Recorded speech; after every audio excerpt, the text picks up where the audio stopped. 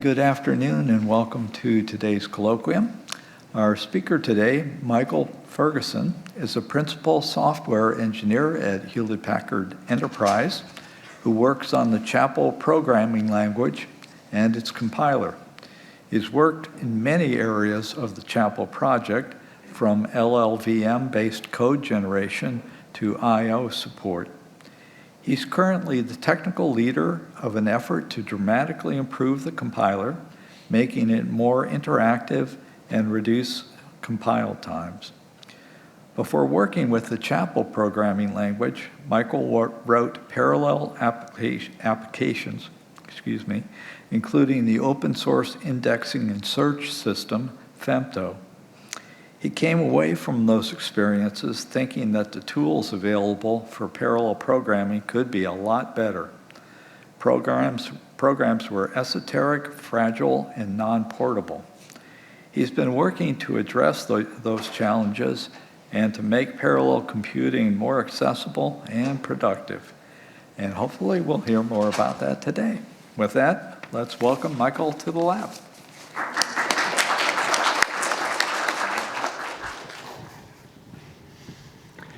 All right, thank you. So here I am. I will just, I'll go right on and begin because I've already been introduced and that's great. Here you can see someone just like me coming to give you a demo and then look at how happy you are at the end, right? Hopefully it works that way. So here's then the outline for the talk today.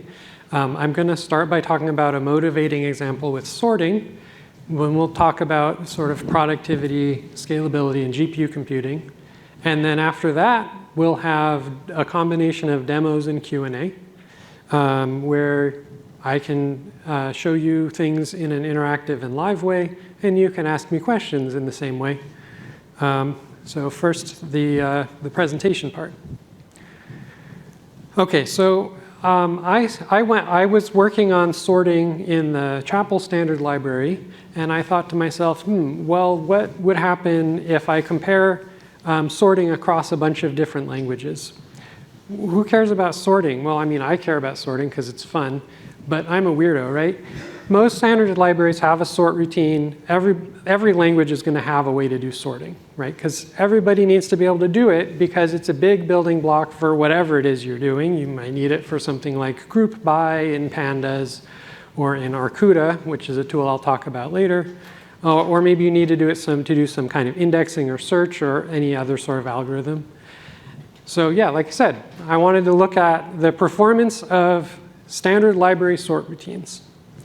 And why do I limit it to standard library sort routines? It's because the standard libraries are more likely to be used than anything else. They can show you what a programming language has to offer because they're probably written by people who created or maintained the programming language. And they set an example for what to expect from a library. And the standard library is kind of part of the programming language in terms of what people expect when they use it. Okay, so I did a benchmark with sorting of these different languages. And the benchmark was take 1 gigabyte of data measured in the power of 2-way. That's just 64-bit integers. We start filling it in with random values, and we'll sort it and see how long it takes. That's the task. And here you can see my test infrastructure. I've got my PC here. This PC costs around $1,500 at the time I did these experiments, and there's the specs there. It's definitely consumer equipment, and it has there shown my Powell programming consultant who helps with all these experiments. Okay, and then I'm running Ubuntu on this, so this is on a Linux system. All right. So first, here's a version of this benchmark in Python. There's really not much, hopefully, that would be surprising about how you would write a sort benchmark in Python, right? You import your modules, make your array of random integers, start timing, run the sort command, and then print out the time, right? Okay. So here's the same program in Chapel. This is just as complicated or uncomplicated as the Python program was. It's a different language, so things look slightly different, but it has all the same phases. There's my, I got to get out Darth Vader here. You make your array, fill it in with random numbers, start your timer, do your sorting, right? And print everything out. All right, so both of these programs are simple, but how do they perform? I mean, it's reasonable to imagine that somebody writing those would have put in a similar amount of effort, right? Okay, so on my PC, here's the result from the Python sorting program. We got, maybe 2,500 or so thousand integers sorted per second. And these are really weird units, so let's scale out a little bit. So we like 2.5 million integers sorted per second. And then here's the result from doing the same thing with that Chapel code, which is around 200 times faster. And if we expand the graph a little bit, I can put in a whole bunch of other programming languages you might also be familiar with, because you might say, well, Python, everyone knows Python is slow. What else is new? All the other languages all fit in here. I'm very impressed with Rust and Julia. They've done very well in their sorting, in their standard library sort, but they're still much slower than what we have in Chapel. Chapel is it's 10 times faster than any of the other languages I measured here. It's faster than C and a whole lot faster than Python. Okay, well, you might say, well, that was your weird computer with the cat. I'm running on real hardware, server hardware, or maybe you think this is fake hardware. I don't know, but maybe you're running on server hardware, and server hardware is different. What would that do? Well, actually, it makes the comparison even worse for all these other languages. So now it's 400 times faster than Python when I'm running on. This is a AMD EPYC single socket system with 32 cores. And if I go to a two socket system, now the same program is 1,000 times faster than it would have been with Python. And then, like I said, I also included C here, and it's 50 times faster than C. All right, so that's sort of the teaser. So you might be looking for an explanation. Why is that the case? And the main reason is that the Chapel program uses all the cores, and the others all use one core. That's it. They're not parallel programs. So that's kind of the point of the whole project, right?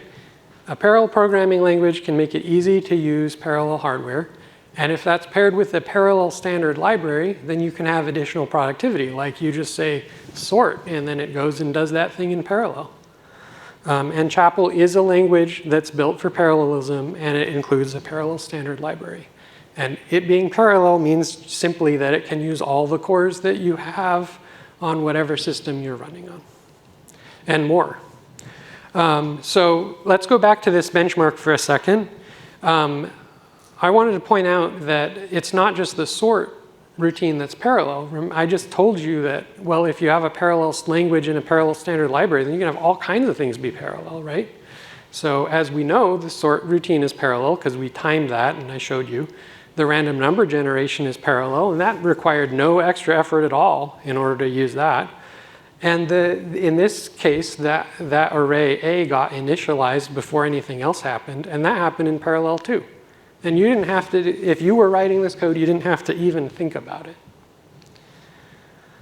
Okay, so on to the next part where I'm going to talk about some of the key aspects of the Chapel parallel programming language. It's productive, parallel, fast, scalable, GPU enabled, and open source. And in this talk, I'm going to focus on productivity.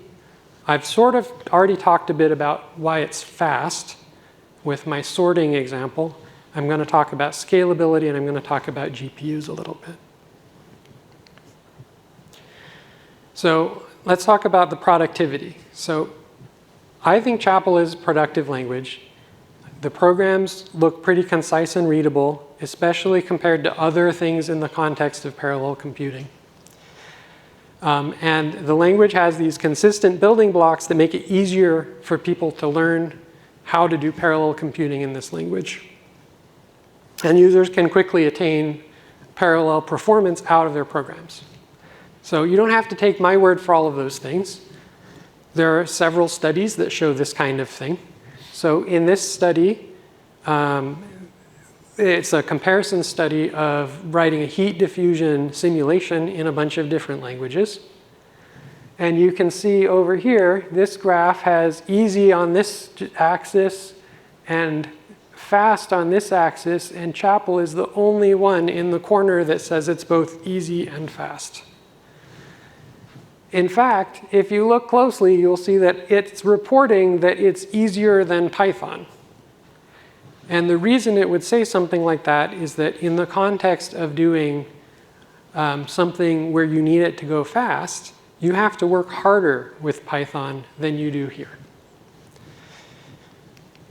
Here is another study that's a little bit older that showed a similar result. The Chapel program is more productive across a number of different threads for how they were measuring productivity, because they included how fast it was going. That's why that chart has a number of threads. And they found it to be more productive than Python with Numba, or more productive than Julia or C and OpenMP. Here is another cross-language comparison tool. This is data from a website called the Computer Languages Benchmarks Game. And this website has a lot of different entries for particular benchmarks, and people contribute these entries to show how fast or how simple you could write that benchmark in a given language. And so in this picture, each language is represented by a square and a circle. So the square is the simplest entry for a given benchmark, and the circle is the fastest entry for a given benchmark. And this chart finds those squares and circles and averages them all across all the different benchmarks in this website. And so you can see execution time, so down is better, and code size, so to the left is better. And here is Chapel down and to the left, kind of by itself, right? Julia is close, but not as fast, right? Okay. So if you compare to other parallel programming tools, Chapel is a lot more compact. And as I'll get to in a second, the code is pretty clear, and it competes in terms of performance. So here in the slide in tiny font, I have some MPI code. And if you're unfamiliar with MPI, that's OK. Just know that it is a library for doing parallel programming across many nodes in a distributed memory cluster supercomputer. So I showed two different programs, and these are the Chapel versions of those programs. Down here, there's a little bit of ... but there's not a whole lot of code there that I'm eliding for the slide. It's really just for the slide. This one up here is the full program. That is this stream triad benchmark. And if we look at how those performed, these graphs are how it performed on a distributed memory cluster or supercomputer. And in this graph up here, the Chapel program the line is on top of the MPI sort of standard practice program. And in this graph down here, the Chapel program is scaling, and the MPI program is not. So this one is a whole lot faster when you get to a big computer. OK, so let's hear from one of the users of Chapel. This quote's from Eric Laurendeau, who's a professor in the Department of Mechanical Engineering at Polytechnique Montreal. And he says, Chapel promotes programming efficiency. We ask students at the master's degree to do stuff that would take 2 years, and they do it in 3 months. And he's comparing with what his research group was using previously, which was C, a combination of C and Python. This made a huge difference for his team, because now each student was able to contribute something meaningful to their effort, whereas before there was sort of so much training overhead that they had trouble completing something in time. So his project is called CHAMPS, his group's project. And it's a three-dimensional unstructured computational fluid dynamics framework for airplane simulation. So it's simulating how the air is flowing over wings. It's around 85,000 lines of code of Chapel that was written from scratch in about 3 years. So as I said, it was Professor Laurendeau and students at Polytechnique Montreal. And they chose Chapel because they saw it had performance and scalability competitive with MPI and C++. The students found it a lot more productive.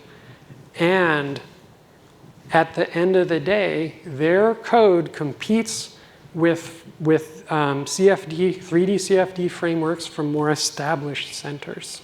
And they go to competitions, workshops, and present about this. All right, on to the next point. Chapel is scalable. Scalable in this context means you can add more cores or more nodes, and you can improve performance of a program. And Chapel enables performance at any scale, whether you're working on a laptop, workstation, a cloud system, a cluster, or even the largest supercomputers in the world. And the reason that it matters at those small scales, like a laptop, everything's already multi-core, right? It's already there. You don't even have to, it's hard, it would be hard to buy a laptop that didn't have more than one core. Okay, so as a way of showing you about scalability, let's start with thinking about that best result from my earlier section about sorting. So this is that result just by itself, and I'm going to zoom out to billions instead of millions of integers per second. Okay, so this is our fastest result from that standard library sorting study. And then this result is from a different sort implementation. This is not the standard library sort. This is one from a project called Arcuda that I'll talk about in a minute. And in this Arcuda demonstration, they sorted 256 terabytes of data in 30 seconds on 8,000 nodes of an HPE Cray EX system. So that was 1,000 times faster than the single node Chapel result. So I'll leave it to you to compute how many times faster that would be than the Python version. Here's a picture that shows that scalability. This graph is showing that as you add more hardware to the problem, you run it on more and more nodes, you get a commensurate improvement in performance. And this Arcuda sort is only about 100 lines of Chapel code. And it was written in an afternoon. Okay, so what is Arcuda? Arcuda is a framework for interactive, high-performance data analytics. It's for exploratory data analysis. And it can compute massive scale results over terabyte-sized input arrays within a few seconds, so it stays within the human thought loop. The users of Arcuda tell us that no other tool provides exploratory data analysis at these scales. It consists of around 30,000 lines of Chapel code and 25,000 lines of Python code. It's been developed since 2019, and it's open source. And over here, you can see what it's like to use it. You're working in a Jupyter notebook, which is typical for somebody working in data science. That's the audience for this tool. You interact with your Jupyter notebook. You write things that look kind of similar to things that other data science tools use. And that communicates with a supercomputer running Arcuda server that's written in Chapel to do the operations. It was written by Mike Merrill and Bill Roos at the Department of Defense. They chose Chapel to write it because it enabled them to write Arcuda rapidly. They felt that it didn't repel Python users who looked under the hood, where something like C plus MPI plus OpenMP would have. And it achieved the necessary performance and scalability they needed. And they really appreciated the way that they could develop all of this on their laptop, and then when they were ready, go run it on the supercomputer. All right, next I'm going to talk about the GPUs. And I'm moving through this thing, so we'll have lots of time for demos. Okay, so GPUs, I'm sure you've heard of GPUs. If you've done anything with computing, sorry about that. They have a lot of capability, but they can be challenging to program. Chapel can help with programmability for GPUs. You can use it to program one GPU or lots of GPUs in a big system. Let's look at an example. So here I've got a heat diffusion simulation. This is what if you're interested in this program, we have a ChapelCon 24 tutorial for learning Chapel that goes through this program and talks about every element of it. Here I'm showing the serial version of the program that more or less matches what you would write in Python in a similar way to my sorting example. If you change one thing about this program, you change this inner loop to be a for all loop instead of a for loop. So there was a for loop, then it's serial. You change it to a for all loop, now it's parallel. Now it runs parallel on multiple cores. And you didn't have to change anything else, and then it gets a whole lot faster because now it's a parallel program. To run it on GPUs, you also do a similarly simple change. You put it in an on block, and that just says in the language, you can say on somewhere to say go run this over there. And if you say run it on GPU, then when it gets to something like this loop that could be a GPU kernel, the compiler will figure that out and run it there.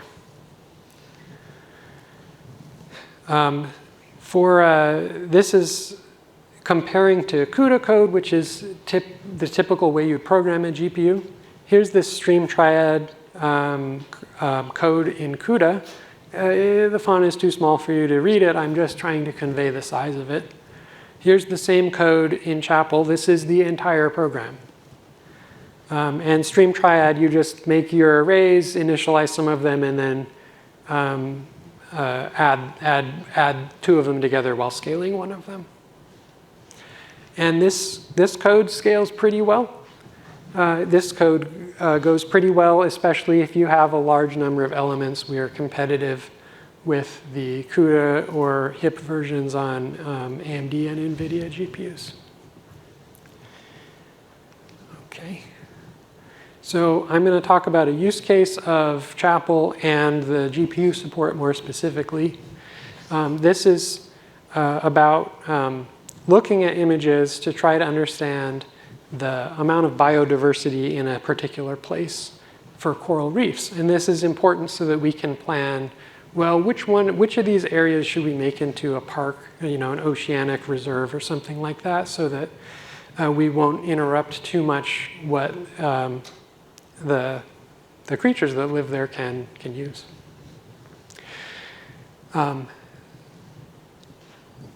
So the way that this algorithm works is that it's kind of like a stencil operation that you might use in a partial differential equation solver if you're familiar with those. If you are familiar with those, you're probably more familiar with them than I am. But anyway, this is sort of moving this stencil thing over the image and finding that something like the average of it in order to figure out where are the areas that have the most variety in terms of different kinds of biomes. This was developed by Scott Bachman, who was an NCAR scientist who was being a visiting scholar with the Chapel team at HPE. He started learning Chapel in September. He started this application in December, and then he had collaborators presenting results in February. So the whole process went pretty fast for him. And the code that he made performs well. He has less than 300 lines of Chapel code. It scales out to hundreds of processors on Cheyenne, which is an NCAR supercomputer. And you could compute full maps for biodiversity in seconds rather than days, which is what they were dealing with when I think they had a version in MATLAB. So Scott tells us that ended up being 100,000 times faster if you count everything. And he said some of that's due to a different algorithm. Some of it's due to running it in parallel. Scott later on made a different variation of this biodiversity application. And that version is more computationally intensive. And he made this version and then only needed to change 5 lines of this more computationally intensive version in order to run it on a GPU. So that code, it takes 20 minutes with 64 nodes on Frontier using the GPUs on that system. And Frontier is one of the biggest supercomputers in the world. And it would have taken 27 days to run this more complicated biodiversity analysis on a laptop. And he made straightforward changes to go from sequential code to GPU-enabled code to multi-node, multi-GPU, and multi-thread code. And you can read all about what Scott has to say about this in our recent blog post that's an interview with him. I did not think to make that be a QR code, but if you search for the Chapel Programming Language blog, you will be able to find it quickly. Here's a quote from Scott. In the context of this quote, he's talking about his work at a company called Seaworthy that's doing some ocean modeling. And he said, I told them, don't hire software engineers. I'll do it. I can write it in Chapel because I can do it by myself and I can stand this thing up really fast. And that's exactly what happened. Scott is an oceanographer. He is not a software engineer. His background is Python and MATLAB and oceans, right? So the fact that he feels comfortable doing these things, I think, says a lot. All right, on to summary. So here's a list of a whole lot of, well, here's a list of the organizations that I know about that are doing something relatively big with the Chapel programming language. And they're using it in lots of different domains. So you can kind of see here, oh, there's hydrological models, there's 3D CFD, there's the exploratory data analysis, there's someone doing quantum simulation, and so on. On the bottom, I noted that HP provides paid support for some of these organizations using Chapel. And that's how we can be an open source project and also move forward in terms of development. Some of these users and organizations engage with it more as an open source project. And they say, oh, well, I can help. I will contribute something back. An example is this team contributed a distributed bag library back, right? And other organizations, as far as I know, they're just using it, and they're not sending back code for the standard library or anything. But that's okay too, right? So depending on who people are, they can engage in different ways. Okay, so in summary, it's fast and scalable. The easier parallelism allows you to use more of your hardware. It's productive. On the CHAMPS team, the students could complete their projects in 8 times faster, 8 times less time. It's scalable across lots of nodes. That Arcuda sort scaled to 8,000 nodes and got to 1,000 times speed up versus the other sort. It is GPU enabled. You can write code with GPUs on it. And there's not a huge burden to go from your parallel Chapel code to something that runs on GPUs. So there is a QR code that leads to the Chapel website. You can also find it with Google if you include Chapel programming language. And we invite you to participate in our open source community.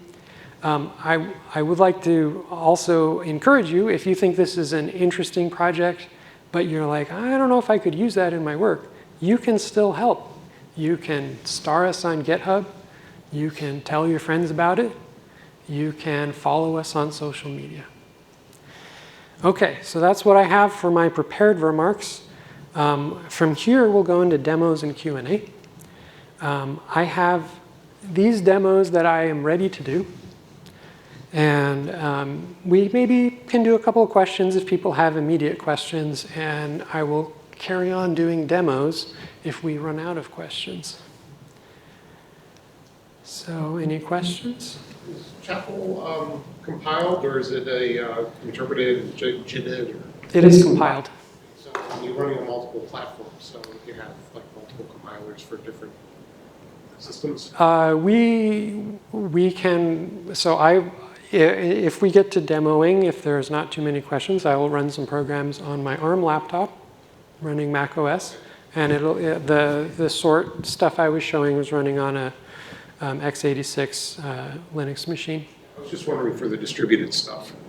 If you're asking, can I run distributed with different kinds of platforms at the same time in the same application, that has been investigated in the past. I don't think it is currently working. That's not that typical to do in the context of I'm running on a cluster or supercomputer. But like if you're interested in that and then you have a use case, then you should talk to us about it.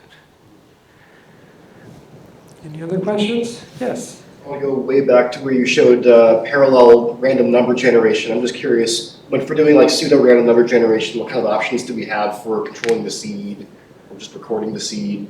Right. Yeah. So the random number generator we have currently in Chapel is called PCG. And when you call into it, you can say, here's my seed. And if you don't give a seed, it will sort of make up one that's intended to be sort of random, right? It's not like random, but it'll vary run to run, right? That's the goal.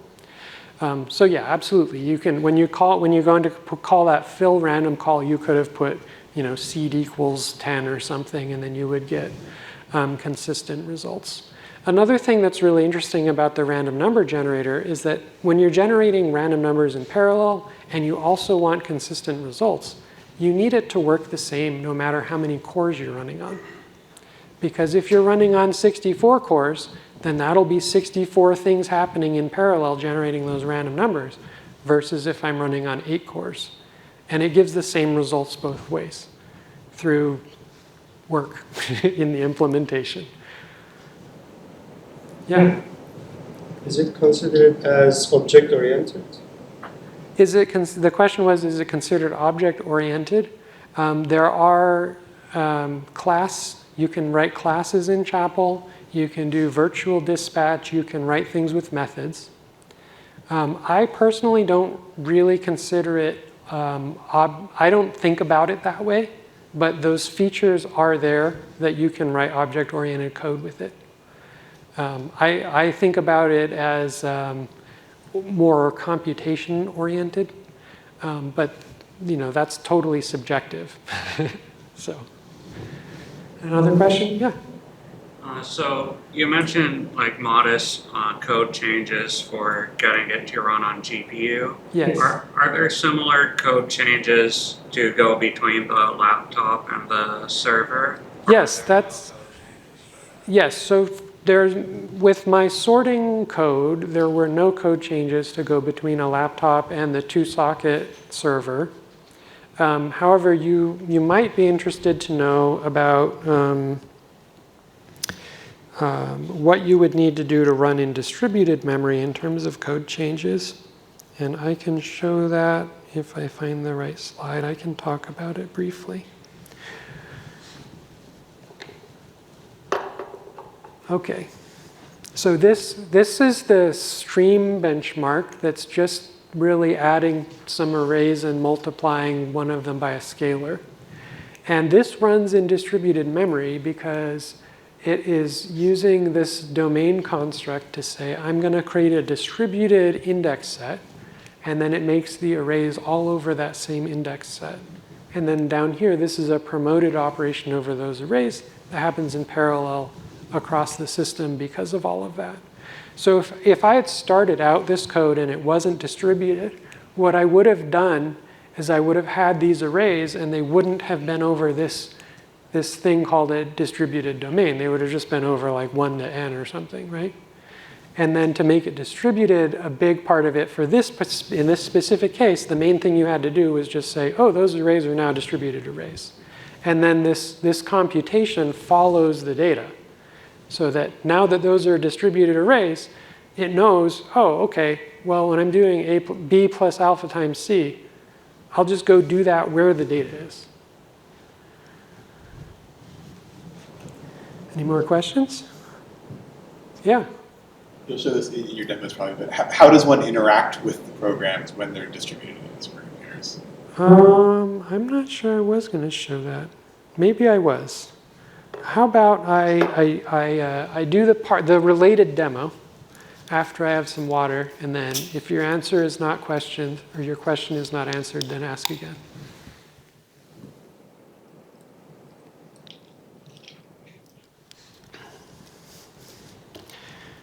All right. So I want to do. I'm gonna kind of go out of order a little bit. No, I'm not. I'm gonna start at the beginning, and we'll get to your demo. Ooh, that's on top of that slide. I don't want that. Okay. Okay, so this is my Mac. This is an ARM. I forget which type. And I don't have Chapel installed yet. The compiler is called CHPL. It's called that because it stands for Cascade High Productivity Language, and that's sort of got some vowels added, and that's why we call it Chapel right now. But really, the programming language is the Cascade High Productivity Language. Anyway, if you happen to be on a Mac and you have Homebrew, then you can do that. You can brew install Chapel. I'm going to make this a little bigger. You can brew install Chapel, and then we'll give it a minute, and it should do its thing, and then we'll have Chapel installed. And then I'll run a Hello World program after that. Okay, so now if I do which Chapel, I've got something. I'm going to edit a Hello World program. I've already got this one sitting here because I was practicing for the demo, but it just says right line Hello World. So I can compile that. And we are working on making the compiler faster. And then I can run it, and there we go. So that's sort of the very first getting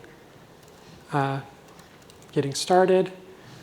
It's important to know, this is sort of a lot of information here, but it's important to know that the way this compiler is configured might be unusual.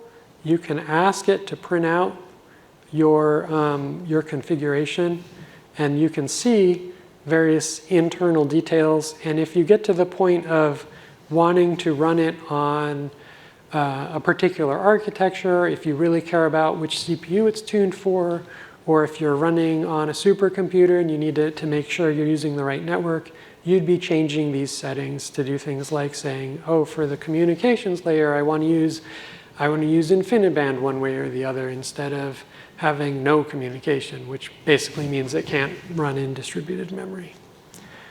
Okay. Next, I'm going to show you, just give me a second here, I have to catch up with myself.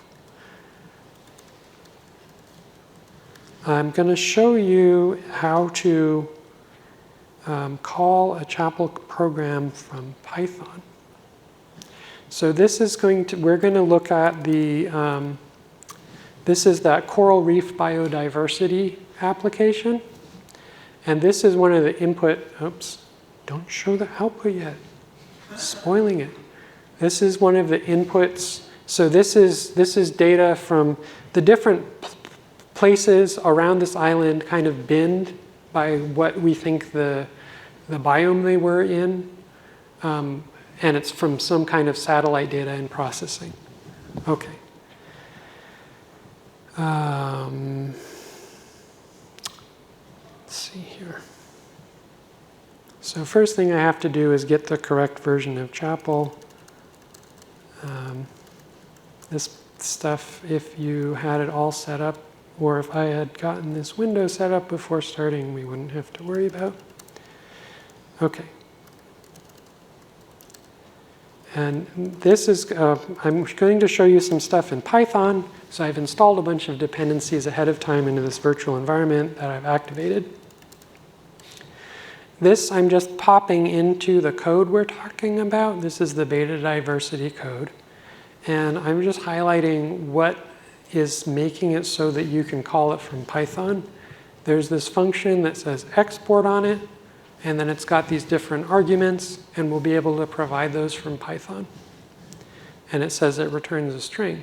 So we're going to get that in Python too.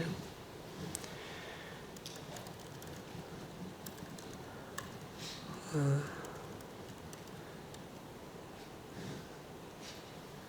going to get my command to compile it. So then we can compile it as a shared library. That export I did was just telling the compiler, please make everything in a way that's safe for shared libraries. And we're making it into a shared library, and we're also making a Python wrapper for it with Cython. That's what this library Python thing is doing. And it put the result of that compilation into the lib directory. And there's some stuff in there. What all that does, I'm not sure I know. Okay, so I already showed you the input image. So now we're going to run this analysis interactively in Python. Gotta get my, okay. So first thing, we import the chapel library we just made. Then I'm going to import some other Python packages that are going to help us plot.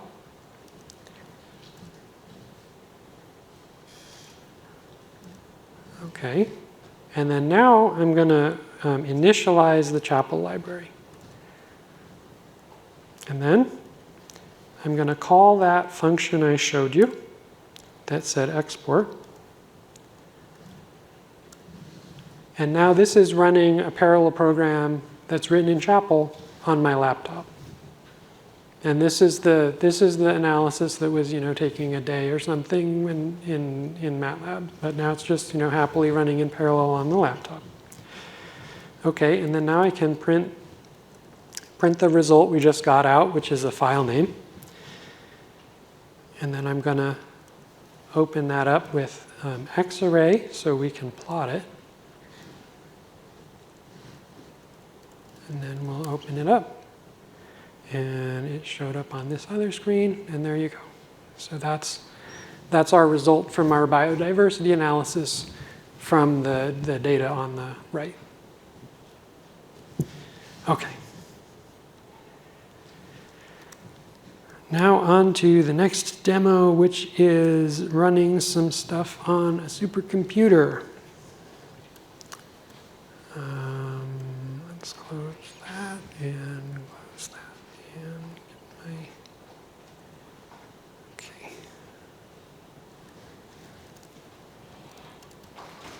okay. I can't tell if I typed reset correctly. Try that again. I obviously need to make the window bigger. Okay. I am logged into a Cray XC50, I think, at HPE. I'm just going to try to compile a hello world. So write line hello. And then if this works, then I'll proceed and show you what it's like to do something in distributed memory on a supercomputer.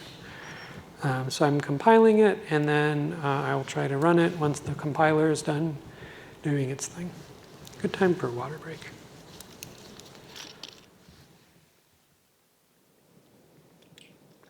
Okay, so did my mic die? No. So the first thing that happens when you run it is that you get this error that says, I don't know how many nodes to run it on. In Chapel, we call that number of locales. So it's saying, please tell me how many locales you want to run it on.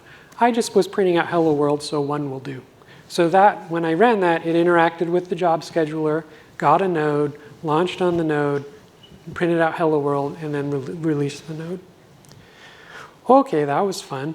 Let me get, I'm getting ahead of myself again. Hold on a second.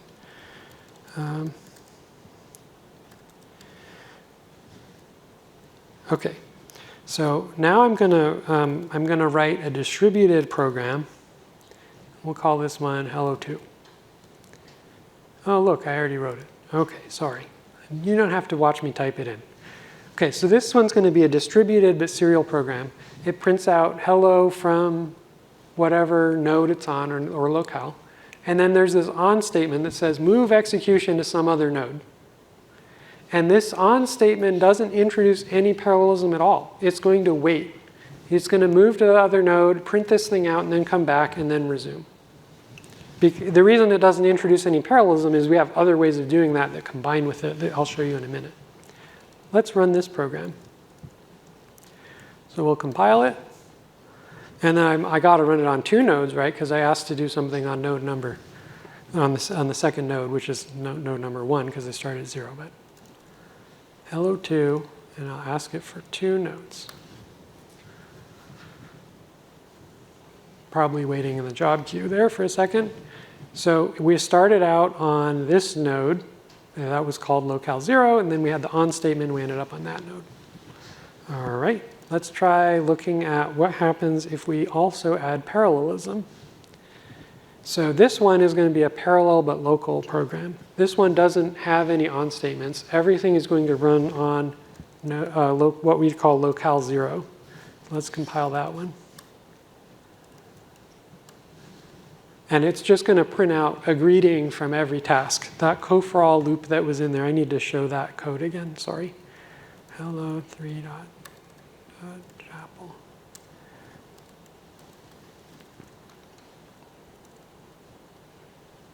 I'll run it on 2 locales just for fun.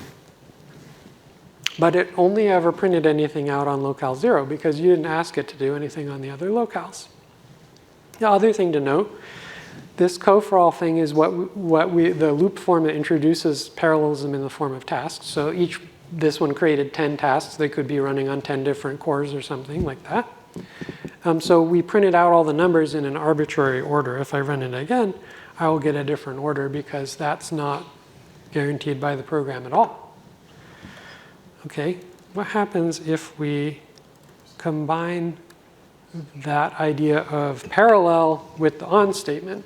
You get a parallel and distributed program. This says, go make tasks for all of the locales that I launched with, and then on each one, go do this thing. So let's compile and run that one.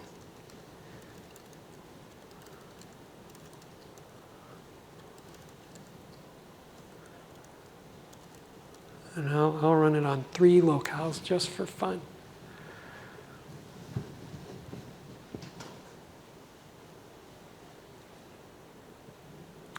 And since this thing is parallel, it should print out the locales in whatever order it ended up printing them in that may not be 0, 1, 2.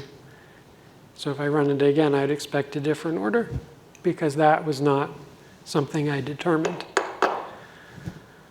All right. So did that answer your question, Andrew? Okay. So the next thing I was going to do is just show you running this this stream program we talked about earlier. And this is that promoted thing, which is equivalent to this for all loop. I haven't told you anything about what these features do, but for all is the facility for data parallel. So it says, I've got lots of stuff to do, just divide it up among the nodes and among the cores, however makes sense, please. And this thing is shorthand. It's promoted, meaning we turned it into a parallel operation because it was these whole array things. So I'm just going to run that. It doesn't print anything, but I'm going to run it so we said we did. So we say, yeah, I ran something. Uh-oh. What have I done? Oh, yeah. I forgot to put the ending curly brace. Okay, so I'm going to compile that. And then we'll run it on 4 nodes just for fun. So when it's done compiling, it'll print out the source code, and then it'll run it on 4 nodes. And then it'll just come back because I didn't print anything out of it. But this is that stream benchmark I showed. I showed the GPU version of it, and I showed that we were competitive with MPI on it. All right, so what's next? So now's a great time if you have more questions. The next thing I can do in terms of demos is show you a game of life program, which is fun because you can watch a video of the little cells evolving over time. But if you have a question, that's probably more important. Why don't we start over there? Does Chapel do anything to either help you think through, or does it figure it out, making sure you're not doing too much communication overhead between nodes or copying large blocks of memory around when you shouldn't be? Yeah, that's a good question. When you're doing distributed memory programming, that can be a big issue. And you mentioned copying around large blocks of data, which is sort of the main way that this would come up in a Chapel program, because there is implicit communication. You can just use a variable that's on some other node, and that might make a lot of fine-grained computation. Anyway, so that is a real problem. Your question was, does it offer any tools to help you know when you're doing that? There are a couple of tools. One of them is called Chapel Viz. It's a little graphical program. You can make a trace of a run on a big computer and then display it in the little graphical program and watch like where the communication's occurring over time. Another way you can do it is just counting the number of communication events and how big, and mainly just how many there are, right? So if you're writing something and you think you've got it pretty well tuned, and then you put this code in it to just say, hey, print out how many times you did a get over the network, then you can know, am I really far off? Because if you have 10,000 gets and you thought it was optimized, well, there's something wrong. And then beyond that, we also have a way to do communication logging. If you're like, oh, I figured out that it's got 10,000 gets and I didn't intend that and I need to know why, you can turn on the communication logging. It gets a little bit in the weeds in terms of detail, but it is possible to use that to kind of go back to the source code and figure it out. What was your question? I was curious more about that Python integration. Is there a lot of overhead there going between the Python and Chapel, or is it like the Chapel program has been translated into like a Python? So what was going on there is that we compiled the Chapel code into a shared library and then loaded that up in the Python interpreter. So the Chapel code is, for the most part, running as fast as it would have if I was just doing it in isolation in Chapel alone. When you're talking about interoperation between languages like that, a common source of overhead is moving data between the languages. So you might say, I've got this array that's in Python and now I want to use it in Chapel, or vice versa. And it is possible to have an array that is shared between Chapel and other languages. I do not remember offhand if we have that working for Python right now. I'm pretty sure all the strings are getting copied. So if you made a string that was 5 gigabytes, that was probably a bad idea. But if it's a file name or something like that, it's no big deal, right? But anyway, the details of that we have on our website, which is a good reminder. I have not pulled up the website yet. We have lots of documentation on our website too. I'll just show you. I cannot see if what I'm typing in there. Yeah, that's right. Okay. So this is our website. We are working on making a newer and cooler website, but this is the website we have right now. If you go in here, there is a documentation page, and the questions you were asking about interoperability are in this document right here. I think there was another question. Can Chapel binary shippable to other machines? That is an interesting question. Let me see how to answer this question. So first of all, I know that we have some users who are doing that, right? And the second thing is, generally speaking, we are statically linking everything together. Not counting different operating system libraries, but stuff from how we implemented the support for creating tasks and stuff like that. So that would mean that you should be able to run a Chapel program on another machine if it had the same sort of C library kind of stuff, and you compiled it in a way that didn't assume that you were able to use processor features on the one computer that don't exist on the other. I think that a much easier way to achieve this sort of thing is to put it in a container. And we have users doing that kind of thing too. Is there another question? Yeah. Yeah, as somebody who does research in compilers, specifically on LLVM for the last 10 years, I'm interested how tightly integrated the Chapel compiler is with LLVM. Sure. Like a compiler front end to LLVM-IR? Yes. Or is it linking to LLVM libraries for analysis on its own? I am not sure I understand the difference between those two things, but I'll just tell you about what it does, and maybe that will answer your question. Yeah. So the Chapel compiler has its own front end, its own intermediate representation that can translate into either C code or LLVM-IR. And when we translate into LLVM-IR, then we proceed through with the LLVM project's optimization and code generation facilities.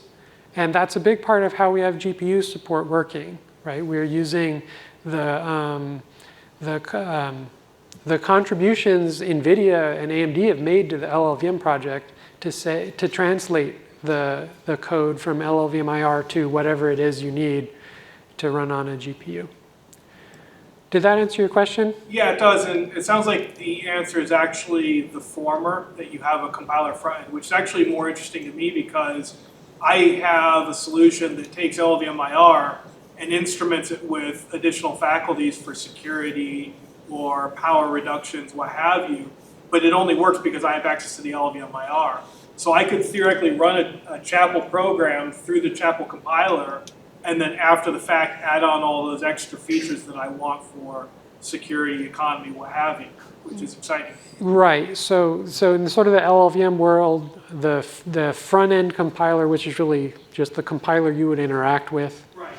It's controlling the process, and it says, hey, LLVM, go do this, go do that, now generate an executable. So in the case you're talking about, you need to fit inside there and say, actually, right before you generate the executable or right after you run this optimization, go and run my thing. Yeah, we're actually part of the code-gen phase. So as it's generating the architecture-specific binary, we're adding our features in. So. Yeah. So there's... It could play very nicely with Chapel. Yeah, it could fit in, and you can actually save the LLVM-IR from your Chapel program and then do that kind of thing manually. Or maybe you have it set up so that, if you link with this LLVM, then it'll automatically do that stuff that you want to do. Any more questions? Okay. Yeah. You haven't talked about the developer experience. You're using Vim, but is there highlighting and Yes. Tell us that. Yes.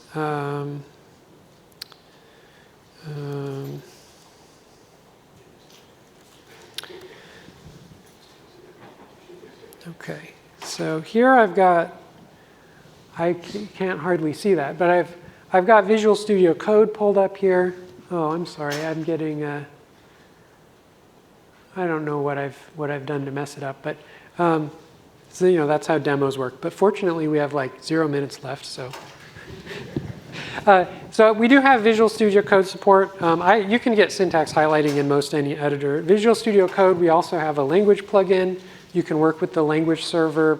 We have language server protocol support. You can do things like go to definition.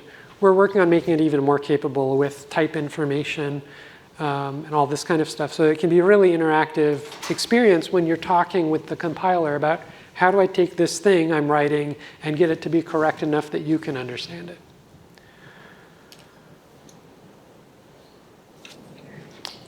Any last minute questions? No? Well, let's thank Michael for a really excellent presentation.